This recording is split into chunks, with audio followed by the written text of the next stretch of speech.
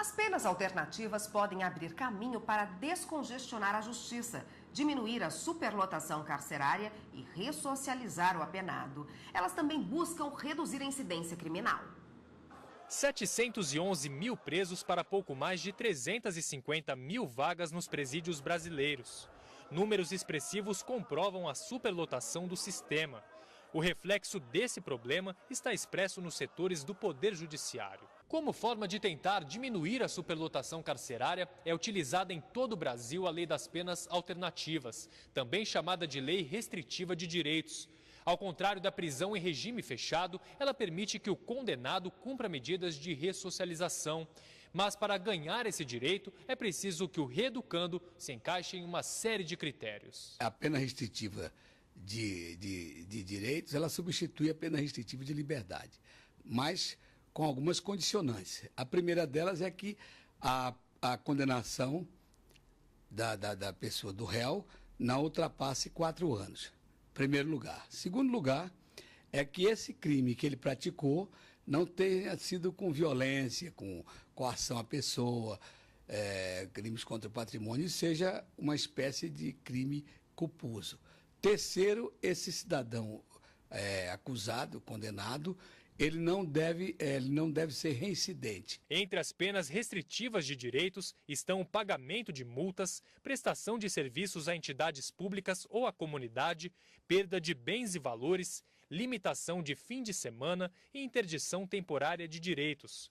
Para esse especialista em sistema penitenciário, a atual situação carcerária do Brasil não favorece a ressocialização dos detentos e explica que as atividades como o trabalho para a redução da pena são uma boa forma de reinserção à sociedade. Se nós não tentarmos, de alguma forma, seja através do judiciário, através das leis ou através do meio social, reeducarmos essas pessoas que saíram da linha tênue entre a vida correta e não, nós teremos aí a reincidência. Então, de cada 100 que saem, 82 retornam, são 82 casos de reincidência, 82 crimes cometidos que nós teremos que nova penalização, e nós seremos as vítimas.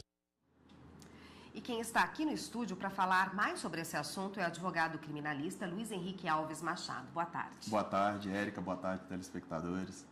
Bom, vamos começar. A gente viu aí a reportagem do Gabriel que mostra quais são os tipos dessas penas alternativas. Eu queria que o senhor explicasse um pouquinho mais as mais comuns que são aplicadas pelo judiciário e como elas são colocadas em prática.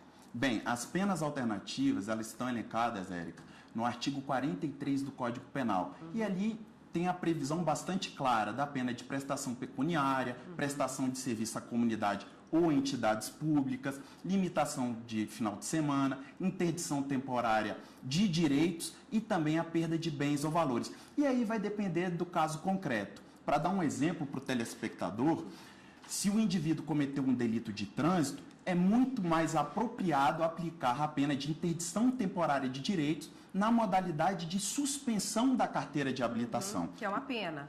Exatamente, é uma pena restritiva de direitos. Isso aí vai depender do caso concreto e da avaliação do magistrado. Por exemplo, prestação de serviços à comunidade. Quais são os tipos de prestações que podem ocorrer e como elas são fiscalizadas pelo Poder Judiciário para ver se elas estão sendo cumpridas efetivamente? Elas são fiscalizadas pelo próprio juiz da execução, mas acontece na prática algo um pouco engraçado, porque às vezes a própria vítima fiscaliza, informa o Ministério Público que uma determinada pena restritiva não está sendo cumprida. É atípico, mas acontece na prática. Se a pessoa não cumprir a pena restritiva de direito, ela corre o risco de sofrer uma sanção?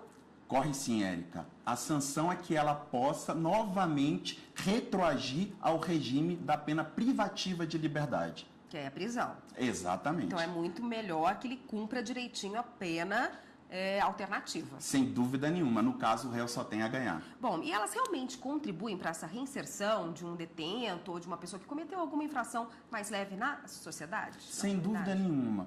Sem dúvida nenhuma. Cada vez mais que se aplica a pena restritiva de direito e que o réu ele tem a oportunidade de ter o convívio familiar, o convívio com os vizinhos, com os amigos. Ele tem ainda a oportunidade de seguir trabalhando. Isso faz, sem dúvida nenhuma, com que ele se reintegre melhor para a sociedade. Bom, o que o juiz avalia na hora de conceder esse tipo de punição alternativa? Bem, ele deve avaliar os requisitos do artigo 44 do Código Penal. Primeiro,